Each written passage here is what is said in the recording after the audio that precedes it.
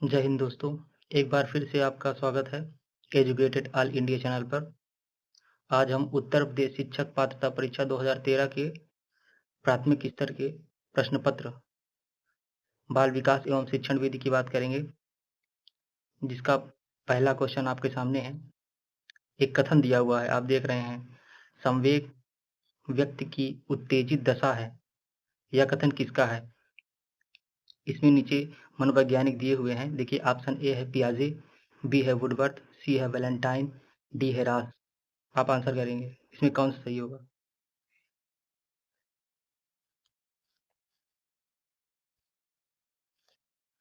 इस कथन को आप देखिए,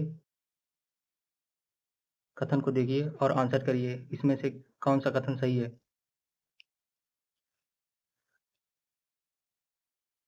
वुडवर्थ का ये कथन है। ये कथन किसका है? वुडवर्थ का है। आगे चलते हैं नेक्स्ट क्वेश्चन पर।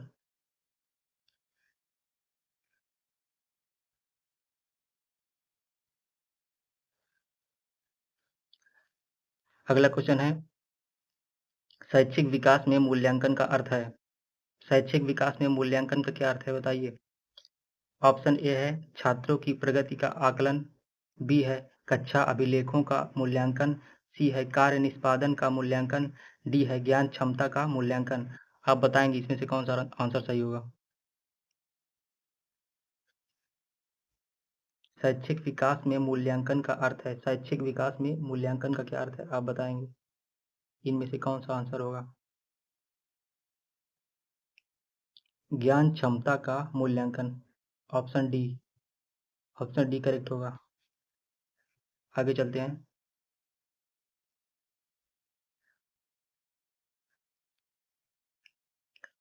पूर्वग्राही किशोरी अपने के प्रति कठोर होंगे।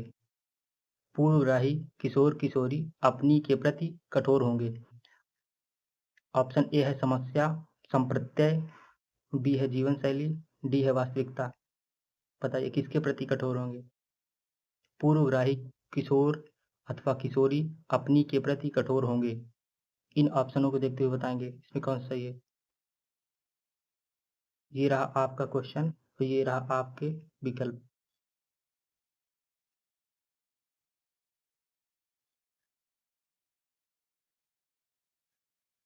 इसमें ऑप्शन ए मतलब समस्या है ना, समस्या ही होगी। पूर्वग्राही किशोर किशोरी अपनी के प्रति कठोर होंगे, मतलब ये समस्या ही तो है।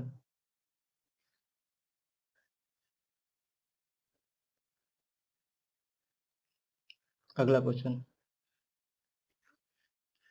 अगला क्वेश्चन आपके सामने है स्क्रीन पर, देखिए आप लोग।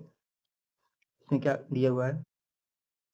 संज्ञानात्मक विकास के 4 चरणों संवेदी पेशीय पूर्व संक्रियात्मक, स्थूल संक्रियात्मक और औपचारिक संक्रियात्मक की पहचान की जाती है या की गई है, बताइए। संज्ञानात्मक विकास के 4 चरणों संवेदी पेशी पूर्व संक्रियात्मक, स्थूल संक्रियात्मक और औपचारिक संक्रियात्मक की पहचान की गई है। ऑप्शन ए है हेलगार्ड द्वारा, स्टार्ट द्वारा, हरलॉक द्वारा, पियाजे द्वारा। बताइए इसमें कौन सा ऑप्शन सही होगा?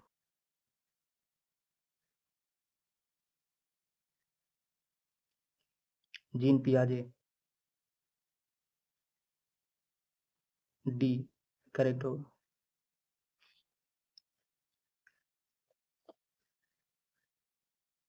पियाजे की ही तो ये 4 सिद्धांत हैं। संवेदनात्मक गामक अवस्था, पूर्व संक्रियात्मक अवस्था, मूल संक्रियात्मक अवस्था, औपचारिक संक्रियात्मक अवस्था। अगला देखते हैं 5वां क्वेश्चन। कौन से गुण अच्छे मानसिक स्वास्थ्य के नहीं हैं, बताइए। कौन से गुण अच्छे मानसिक स्वास्थ्य के नहीं हैं? विकल्प ए है नियमित जीवन, संवेगात्मक परिपक्वता, बी है आत्मविश्वास, सहनशीलता, सी है बहुत विनित, स्वयं में सीमित। अगला ऑप्शन देखते हैं। वास्तविकता की स्वीकृति, स्वमूल्यांकन की योग्यता। बताएंगे आप इनमें से कौन सा ऑप्शन सही होगा? इन ऑप्शंस में से कौन सा सही होगा? ये रहा आपका क्वेश्चन, ये रहे आपके विकल्प। बहुविनीत, स्वयं में सीमित, यही ऑप्शन सही होगा इसमें। आगे चलते हैं।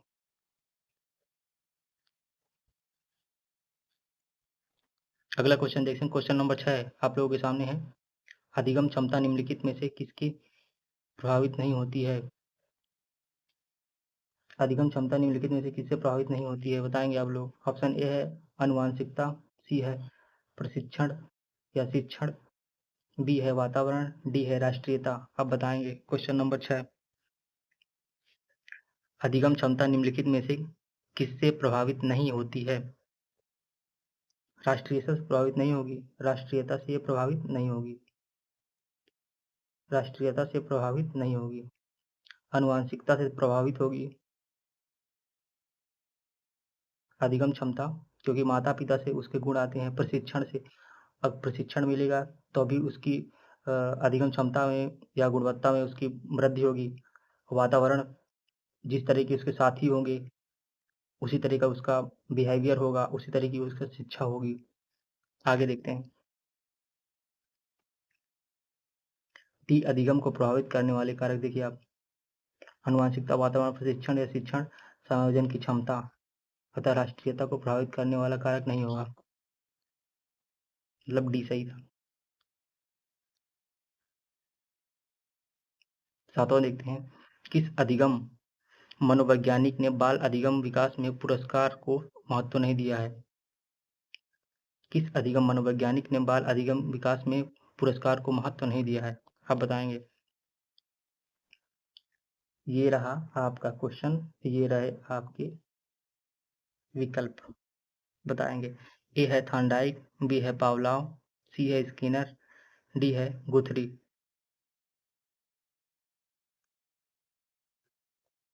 कौन सा होगा इसमें? विकल्प इसमें होगा डी, गुथरी। आगे चलते हैं।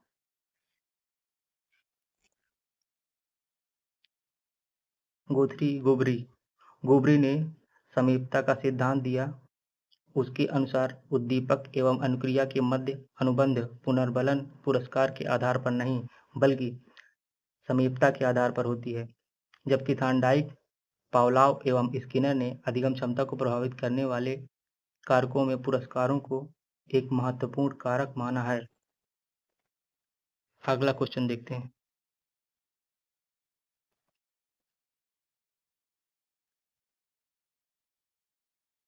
अगला क्वेश्चन आप लोगों के सामने है, आप लोग देखिए और आंसर कीजिए। निम्नलिखित में से किस एक शिशु के अधिगम को सहायता नहीं मिलती है? बताएंगे आप। निम्नलिखित में से किस एक से शिशु की अधिगम को सहायता नहीं मिलती है? विकल्प ए है अनुकरण, बी है अभिप्रेरणा, सी है स्कूल का बस्ता, डी है पुरस्कार। आप इसमें से आंसर करेंगे।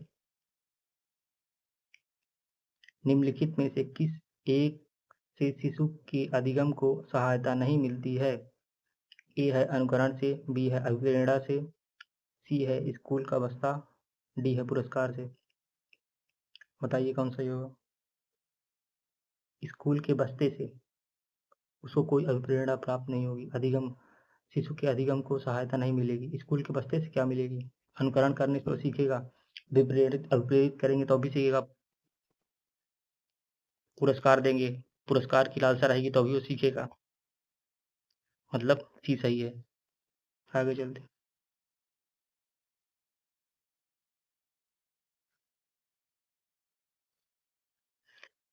स्वकेंद्रित अवस्था होती है बालक की, स्वकेंद्रित अवस्था होती है। क्वेश्चन सही से पढ़िए, इस क्वेश्चन को सही से पढ़िए और विकल्पों का सही चयन कीजिए। ए है जन्म से 2 वर्ष तक, बी है 3 से 6 वर्ष तक, सी है 7 वर्ष से किशोरावस्था तक, डी है किशोरावस्था में। स्वकेंद्रीय अवस्था होती है बालक के, बताइए।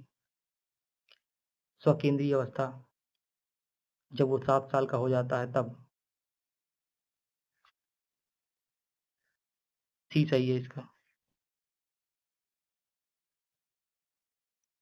अगला क्वेश्चन आपके सामने है, क्वेश्चन नंबर 10। आप देखेंगे, माँ बाप के साये से बाहर निकल अपने साथी बालकों की संगत को पसंद करना संबंधित है। माँ बाप के साये से बाहर निकल अपने साथी बालकों की संगत को पसंद करना संबंधित है। विकल्प ए है किशोरावस्था, बी है पूर्व बाल्यावस्था, सी है उत्तर बाल्यावस्था, डी है शैशवावस्था। बताएंगे आप।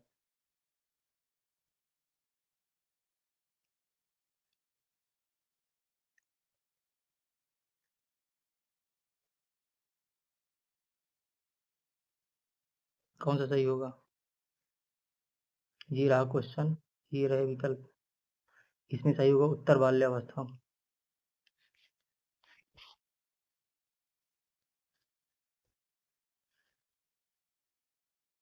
11वां क्वेश्चन देखेंगे।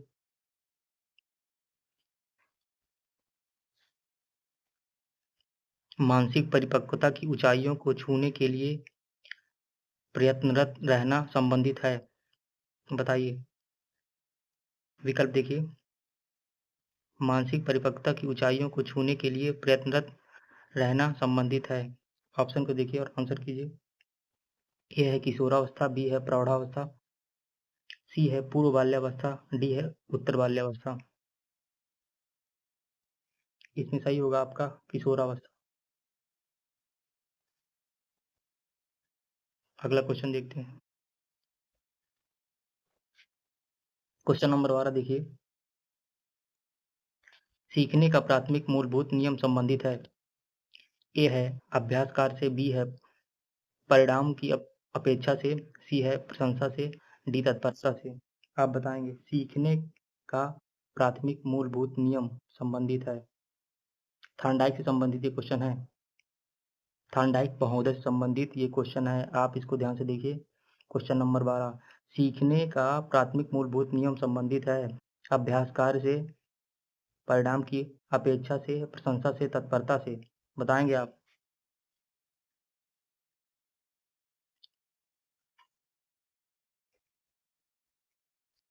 तत्परता से, डी। तत्परता का नियम किसने दिया था? थॉर्नडाइक ने दिया था। थॉर्नडाइक के 3 नियम ये देख लीजिए, तत्परता का नियम, अभ्यास का नियम, प्रभाव का नियम।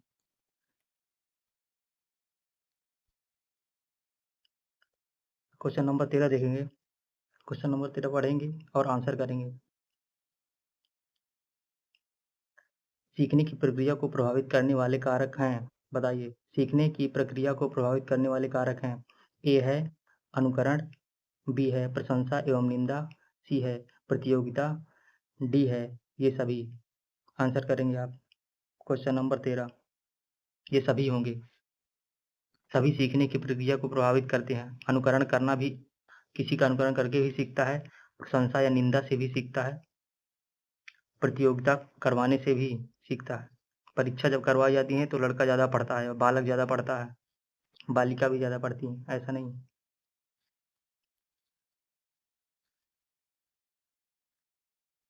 अगला क्वेश्चन देखते हैं।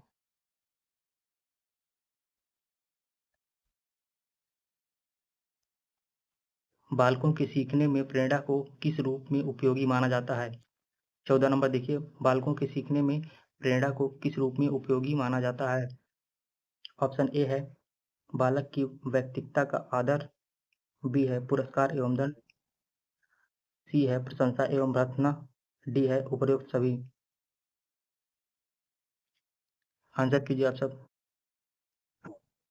क्वेश्चन देखिए, बालकों के सीखने में प्रेरणा को किस रूप में उपयोगी माना जाता है? ए है बालक की व्यक्तित्वता का आदर, बी है पुरस्कार एवं दंड, सी है प्रशंसा एवं भर्त्सना, डी है उपरोक्त सभी।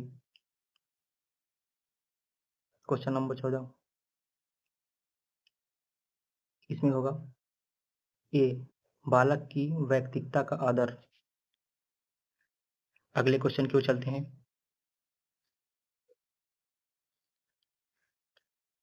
क्वेश्चन नंबर 15 पढ़िए और आंसर करिए।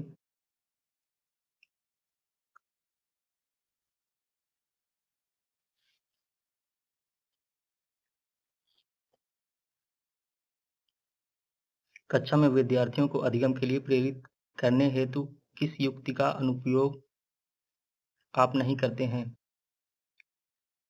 कक्षा में विद्यार्थियों को अधिगम के लिए प्रेरित करने हेतु किस युक्ति का अनुप्रयोग आप नहीं करते हैं? ऑप्शन देखिए।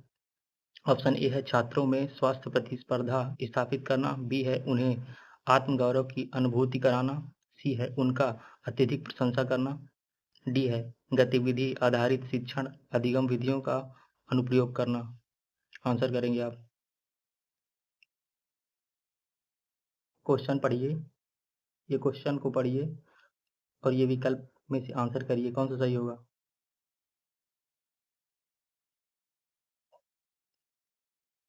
सी नंबर, उनकी अत्यधिक प्रशंसा करना। प्रशंसा करना ही सही होगा। नेगेटिव है भाई, नेगेटिव। 16वां क्वेश्चन देखिए। बुद्धि एवं सृजनात्मकता में किस प्रकार का सहसंबंध पाया गया है? ए है धनात्मक, सी है शून्य, बी है ऋणात्मक, डी है ये सभी। बुद्धि एवं सृजनात्मकता में किस प्रकार का संबंध पाया गया है? ये देखिए क्वेश्चन, क्वेश्चन नंबर 16। इसका आंसर करिए कौन सा होगा। धनात्मक, धनात्मक सही है। बुद्धि एवं सृजनात्मकता में किस प्रकार का सहसंबंध पाया जाता है? तो वो होगा धनात्मक।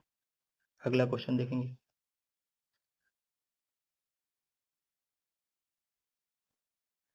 क्वेश्चन नंबर 17 देखेंगे। Question number 17।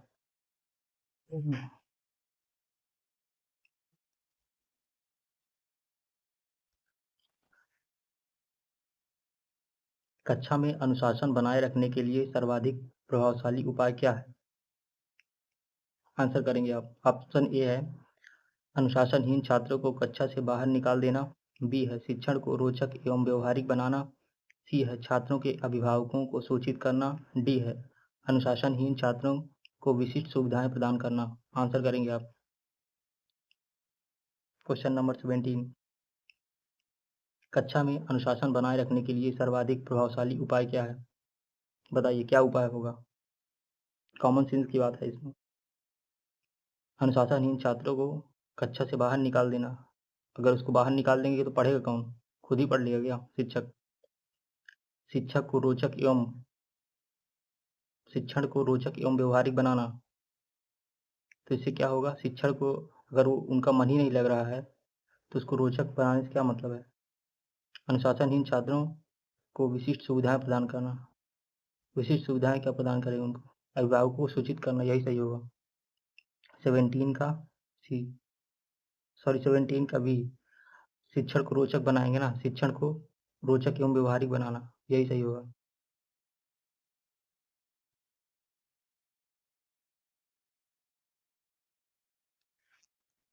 अगला देखते हैं।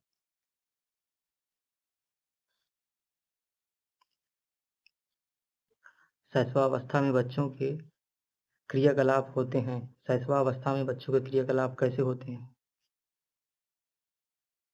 क्वेश्चन नंबर 18 देखिए। ए है मूल प्रवृत्त्यात्मक, बी है संरक्षित, सी है संज्ञानात्मक, डी है संवेगात्मक। ऑप्शन आपके सामने है, आंसर करेंगे। क्वेश्चन नंबर 18, इसमें होगा मूल प्रवृत्त्यात्मक, यही सही होगा, विकल्प ए। आगे चलेंगे।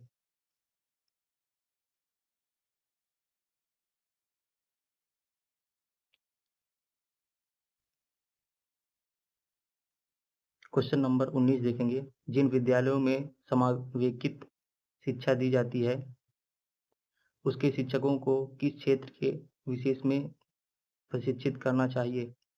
मतलब जिन विद्यालयों में समेकित शिक्षा दी जाती है उसके शिक्षकों को किस क्षेत्र विशेष में प्रशिक्षित करना चाहिए, आप बताएंगे।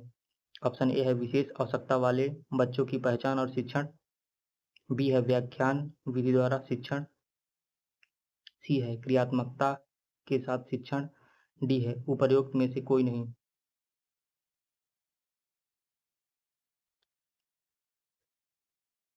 क्वेश्चन नंबर 19 का ए, ये सही होगा। विशेष आवश्यकता वाले बच्चों की पहचान और शिक्षण, उनके बारे में बताएंगे ना तब तो उनको पढ़ा पाएंगे ना।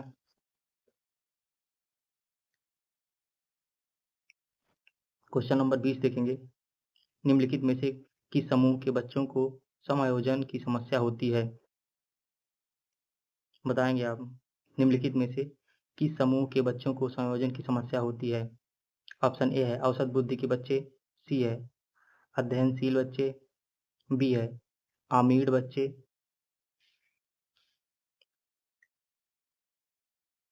डी है कुशाग्र बुद्धि के बच्चे। देखिए इसमें ऑप्शन इधर उधर हो गए हैं, पहले ए है, फिर सी है, फिर बी है, फिर डी है। इसमें कौन सा ऑप्शन सही होगा? Question number 20। क्वेश्चन नंबर 20 का देखिए यहाँ पे ए है, फिर बी नहीं है, यहाँ पे सी है, फिर बी है, फिर डी है। आंसर करेंगे 20 का डी। इसमें होगा कुशाग्र बुद्धि वाले, यही वाला विकल्प सही होगा। निम्नलिखित में से किस समूह के बच्चों को समायोजन की समस्या होती है? कुशाग्र बुद्धि वालों को।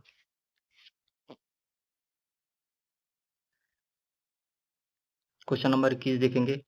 क्वेश्चन नंबर 21 आप लोग पढ़िए और आंसर कीजिए कि शिक्षक को यदि यह लगता है कि उसका एक विद्यार्थी जो पहले विषय वस्तु को भली प्रकार सीख रहा है था उसमें स्थिरता आ गई है, शिक्षक को इसे ए सीखने की प्रक्रिया की स्वाभाविक स्थिति मानना चाहिए, बी विषय को स्पष्टता से पढ़ाना चाहिए, सी विद्यार्थी को प्रेरित करना चाहिए, डी उपचारात्मक शिक्षण करना चाहिए। आप पहले क्वेश्चन को सही से पढ़ेंगे, इसके बाद उसका आंसर करेंगे।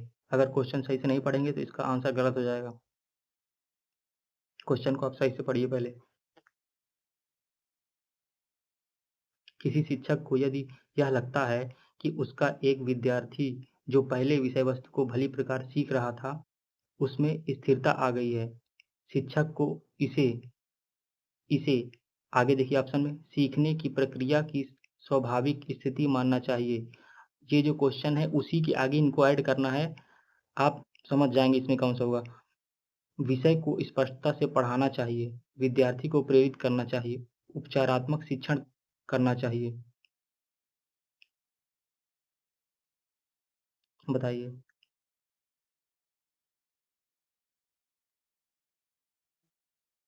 21 का कौन सा होगा? उसमें स्थिरता आ गई है तो शिक्षक को इसे सीखने की प्रक्रिया की स्वाभाविक स्थिति मानना चाहिए।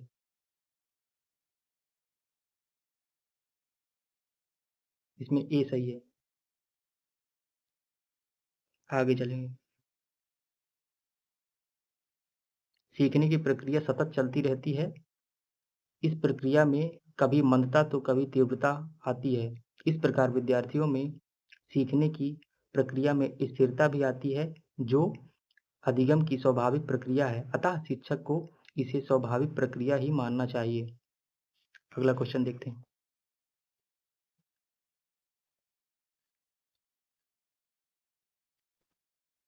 क्वेश्चन नंबर 22 देखेंगे। अपनी कक्षा के एक विद्यार्थी की प्रवृत्ति को यदि शिक्षक बदलना चाहता है तो उसे ऑप्शन देखिए। ए विद्यार्थी के साथ कड़ाई से पेश आना होगा, बी कक्षा के अन्य विद्यार्थियों को उससे ना जानने योग्य दूरी बनाए रखने के लिए कहना चाहिए, सी उसके समूह के सभी सदस्यों की प्रवृत्ति बदलनी होगी, डी विद्यार्थी को पढ़ने के प्रति प्रेरित करना होगा। बताइए आप। क्वेश्चन को सही से पढ़िए। क्वेश्चन को पहले पढ़ेंगे तब इसका आंसर दे पाएंगे, क्योंकि फैक्चुअल नहीं है, सोच समझ कर इसमें जवाब देना होगा। अपनी कक्षा के एक विद्यार्थी की प्रवृत्ति को यदि शिक्षक बदलना चाहता है तो उसे क्वेश्चन देखिए पहले, फिर ऑप्शन देखिए। ए विद्यार्थियों के साथ कड़ाई से पेश आना होगा, बी है कक्षा के अन्य विद्यार्थियों को उससे ना जानने योग्य दूरी बनाए रखने के लिए कहना होगा, सी है उसके समूह के सभी सदस्यों की प्रवृत्ति बदलनी होगी, डी है विद्यार्थी को पढ़ने के प्रति प्रेरित करना होगा। बताइए कौन सही होगा इसमें? सी सही होगा इसमें। सी ऑप्शन सही होगा, सी। आगे चलते हैं।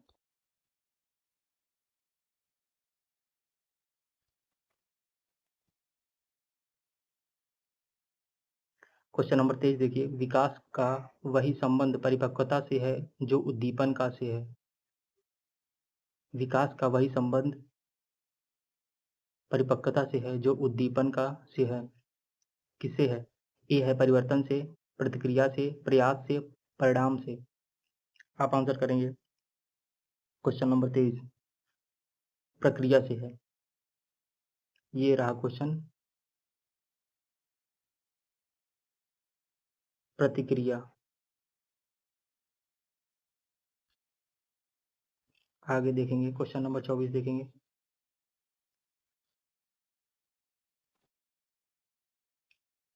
पियाजे मुख्यतः जाते हैं कि क्षेत्र में योगदान के लिए जाने जाते हैं। पियाजे मुख्यतः जाने जाते हैं, किस क्षेत्र के लिए जाने जाते हैं भाई? ये क्वेश्चन थोड़ा सा इधर उधर हो गया है, थोड़ा समझ लेंगे आप लोग। पियाजे मुख्यतः जाते हैं किस क्षेत्र में योगदान के लिए जाने जाते हैं, मतलब किस क्षेत्र के लिए जाने जाते हैं, आप समझ गए होंगे। तो इसमें है ए भाषा विकास, बी है ज्ञानात्मक विकास, सी है नैतिक विकास, डी है सामाजिक विकास। बताइए किसके लिए जाने जाते हैं। क्वेश्चन नंबर 24 ज्ञानात्मक विकास और क्या संज्ञानात्मक विकास के लिए जाने जाते हैं ना। ज्ञानात्मक विकास सही होगा इसमें, विकल्प डी।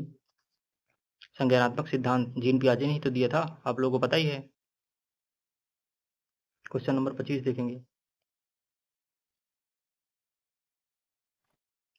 क्वेश्चन नंबर 25 देखिए, इसमें कथन दिया हुआ है। क्वेश्चन नंबर 25 में कथन है, जब कभी दो या अधिक व्यक्ति एक साथ मिलते हैं और एक दूसरे को प्रभावित करते हैं तो वे एक सामाजिक समूह का निर्माण करते हैं। यह कथन आंशिक रूप से सत्य है, कदाचित सत्य है, असत्य है। बताएंगे। क्वेश्चन नंबर 25 ये देखिए, ये क्वेश्चन रहा, एक कथन है ये, जब कभी दो या अधिक व्यक्ति एक साथ मिलते हैं और एक दूसरे को प्रभावित करते हैं तो वे एक सामाजिक समूह का निर्माण करते हैं। यह कथन बताइए। ऑप्शन देखिए ए, बी, सी, इसमें से कौन सा सही होगा? सत्य। जब कभी दो या अधिक व्यक्ति एक साथ मिलते हैं और एक दूसरे को प्रभावित करते हैं तो वे एक सामाजिक समूह का निर्माण करते हैं। ये बात सत्य है। आगे चलते हैं, क्वेश्चन नंबर 26 देखते हैं। क्वेश्चन नंबर 26 पढ़िए। शिक्षण प्रक्रिया में निम्नलिखित में से किसका भली प्रकार ध्यान रखना चाहिए? शिक्षण प्रक्रिया में निम्नलिखित में किसका भली प्रकार ध्यान रखना चाहिए? ए है विद्यार्थियों की सक्रिय सहभागिता, बी है अनुशासन और नियमित उपस्थिति, सी है गृहकार्य की जांच में लगन, डी है विषय वस्तु का कठिनाई स्तर। इसको देखेंगे और इन विकल्प जो है इसमें टिक करेंगे। क्वेश्चन नंबर 26 इसमें सही होगा ए विद्यार्थियों की सक्रिय सहभागिता। शिक्षण प्रक्रिया में निम्नलिखित में किसका भली प्रकार ध्यान रखना चाहिए? अगर विद्यार्थी सहभाग नहीं करेगा तो हमारे पढ़ाने का क्या मतलब होगा? हमारा पढ़ाना व्यर्थ हो जाएगा। तो इसमें विद्यार्थी की सक्रिय सहभागिता होनी चाहिए। आगे चलते हैं, क्वेश्चन नंबर 27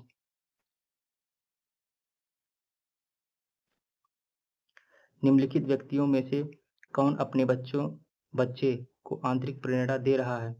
निम्नलिखित व्यक्तियों में से कौन अपने बच्चों को आंतरिक प्रेरणा दे रहा है?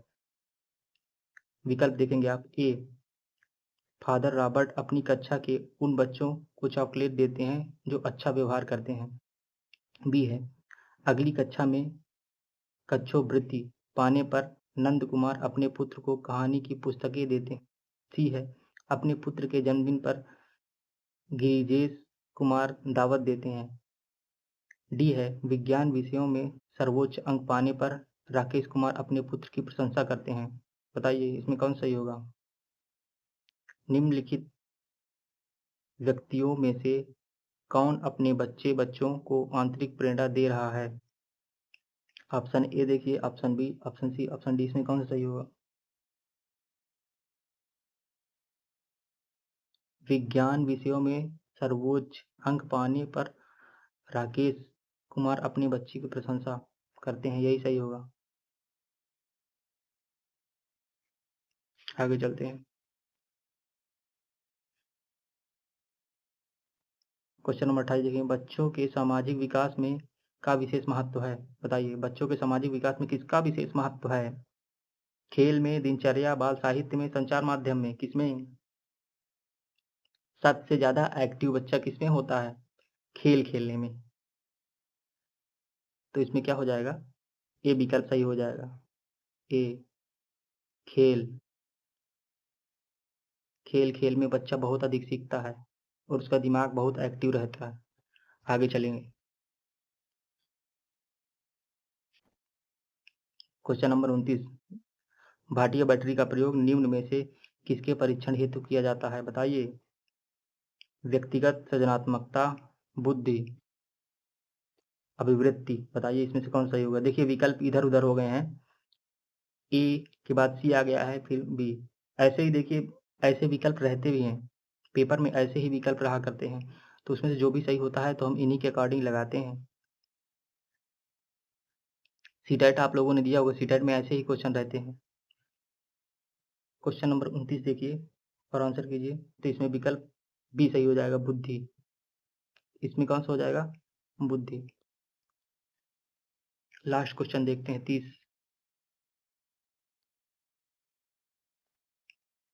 कोहलबर्ग का विकास सिद्धांत निम्न में से किससे संबंधित है? कोहलबर्ग का विकास सिद्धांत निम्न में से किससे संबंधित है? ए है भाषा विकास से, बी है संज्ञानात्मक विकास से, सी है नैतिक विकास से, डी है सामाजिक विकास से। आंसर करेंगे आप सब। ये रहा क्वेश्चन, ये रहे विकल्प। कोहलबर्ग का विकास सिद्धांत निम्न में से किससे संबंधित है? भाषा से, संज्ञानात्मक विकास से, नैतिक विकास से। तो कोहलबर्ग ने 3 सिद्धांत दिए थे ना, प्राक परंपरागत, परंपरागत और एक मूर्त परंपरागत ना, कि अमूर्त परंपरागत? आप लोग बताइएगा मूर्त है कि अमूर्त है? इसमें सी विकल्प सही होगा। ये नैतिकता का विकास, डेवलपमेंट की बात करता है, मोरल डेवलपमेंट। डिलेमा आपने पढ़ा होगा ना, इन्हीं का है, कोहलबर्ग का। आगे देख लेते हैं। देखिए है इसमें दिया हुआ है आंसर में, देखिए पूर्व परंपरागत स्तर या प्राक रूढ़ि स्तर, परंपरागत स्तर और उत्तर परंपरागत स्तर। उत्तर है, न मूर्त है न अमूर्त है। मूर्त और अमूर्त किसमें है? जीन पियाजे में है। चैनल को सब्सक्राइब करिए, लाइक करिए, शेयर करिए। धन्यवाद।